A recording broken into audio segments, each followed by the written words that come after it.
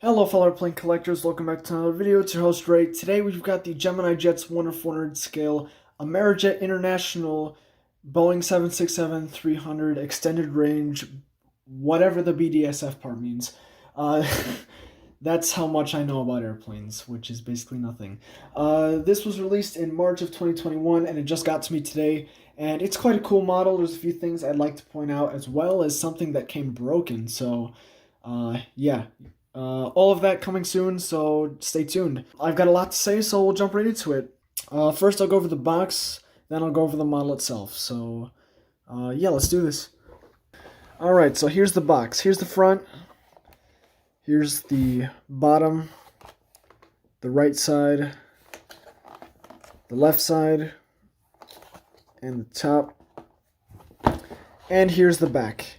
Take a moment to read this. It's basically all of their social media and their false guarantees. So, yeah, if you want to read this, pause the video, but I'm not going to hold this here for too long. And here's the inside of the box.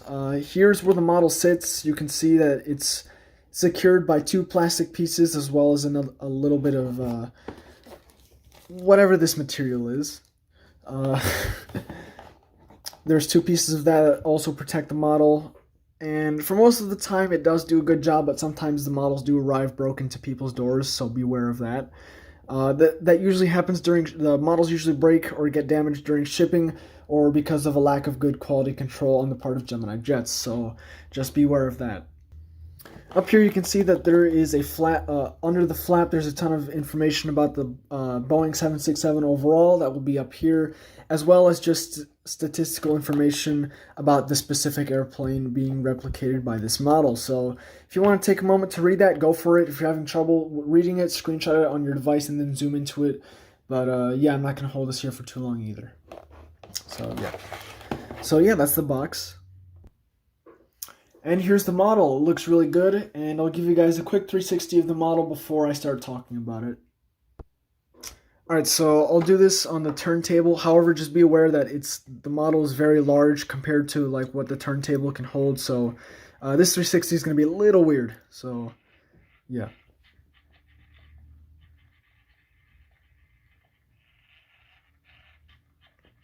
Oh my god, how did the nose wheel not fall off? I just realized the nose wheel was on the edge of the turntable. Alright, so that was a 360. So this model is a decent size, sitting at 13.5 centimeters long, 12.8 centimeters for the wingspan, and 4 centimeters from the ground to the tip of the tail, so 4 centimeters tall. So it's pretty decently sized. Starting up with the nose of the aircraft, not much to see up here. There's not that many details, which I honestly like. There's not like much that looked like stains, so that's cool. Nose shape looks okay. There's a bit of a weird part here with the front of the nose cone. Not sure if that's intentional or not, or if that's exactly supposed to be like that. So yeah, I guess form your own opinion about that. The cockpit looks really good. It doesn't look tilted or anything, or it kind of does. No, actually it doesn't. So the cockpit isn't tilted, which is great, and you can see that one of the frames of the windows is actually red. And when I saw this, I initially thought that was an error, but on this specific airplane, the specific registration of N349CM, that's actually how the window frame is. So I really appreciate that detail. That's really cool. So yeah, take a look at the rest of the fuselage. The coloring looks fantastic, as well as the printing of all of the logos and everything. So that looks really nice. So here are the stabilizers, and also please note that these aren't the exact colors of the airplane. My camera is just acting up, as always. It looks very good. Overall, there's no really errors to point out. You can see that there is a decently sizable gap right here between the stabilizer and the fuselage. It's hard to see, but it's there, so I just felt like pointing that out. Wing flex looks good, so that's always nice to see. Here's the engine. Engine looks quite bland, plain, just white. I didn't mean a pun by saying plain, by the way. So, yeah, it's just a bare white color. Uh-oh. That's not good. That's what I wanted to talk about later. But yeah, focusing on the engines, there's really no detail other than just like this small silver square. I mean, it's simple. I'm not sure if that's a good or a bad thing, so form your own opinion about that. Wing looks really good overall. The silver color here looks fantastic. I really like that. The winglets, the left winglet here does not look that good. It's not too hot. It looks identical to the left winglet on my United Airlines 767 from Gemini jets, the model I just mentioned. And this model, they share the same mold, and aside from this 767, the United one that I had is also, or that I have, is also the most recent 767 that I have. So yeah, this mold isn't doing too hot. The right winglet looks just fine though, so that's something to, I guess, look forward to. I also just realized there's a slight little curve here on this winglet, so you can tell this one either was damaged or it's just not good quality control. Here's the right side of the aircraft. Take a moment to look at this. I really don't have much to say since it's basically identical to the left side, aside from a few differences in like the freight doors. You can see the cargo doors. There's one down here and one down here, and one. Oh, okay, no, that's looks like an exit door or something. I'm not sure what door that is. As compared to the huge freight door right up here. So that's basically the only difference. Before I forget, the APU back here, I forgot to mention that. That looks fantastic, very well detailed, and I just noticed a little paint issue here.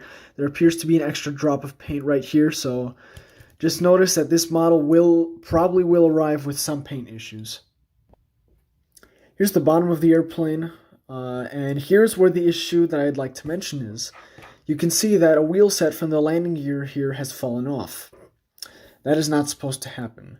The reason because of this is because of the way that the gear was attached. There was a gap here. Well, this gap was allowed to be formed, and the gap became too large and the wheel fell out. So that's quite unfortunate. I guess it's a price to pay for having the wheels roll. So I will be able to fix this probably. But for those of you who do not have precision scale modeling experience like I do, it's going to be definitely more difficult. So just take that into account. This issue here, it's kind of hard to find. It doesn't happen often, but it does happen. So just beware if you do buy this, you do take that chance of receiving the model damaged. Other than that, the rest of the landing gear looks completely fine. Well, not completely fine. You can see it's a little tilted on the right side. It's not supposed to be that way. So, yeah. For the rest of the bottom of the airplane, it looks kind of ugly with the white color here. As part of the mold, it's all white here, and then the rest of the belly is gray. I'm not sure if especially this part is supposed to be all white, like in a curve like this. I thought it was supposed to be a straight line. However, I might be wrong. I am not an expert on these types of airplanes and like the paint jobs and everything.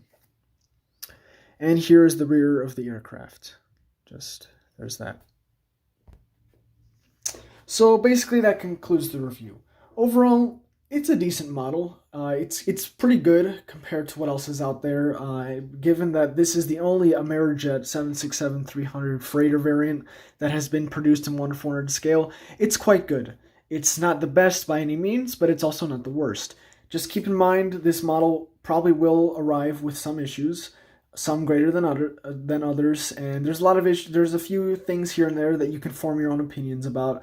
Honestly, most of the mistakes on here I can forgive. Some of the issues here because I'm not too picky about that stuff. But for those of you that are, just take those into account. That's basically it for this video. Yeah, share this with your friends who might like this. If you liked the video, then feel free to drop a like. And if you want to show some support to the channel, then feel free to hit that subscribe button. Tell me what you think about this review in the comment section and anything I can improve or change that you would like to see in future reviews. But that's basically it for this video. Thanks so much for watching, and I'll see you guys in my next video.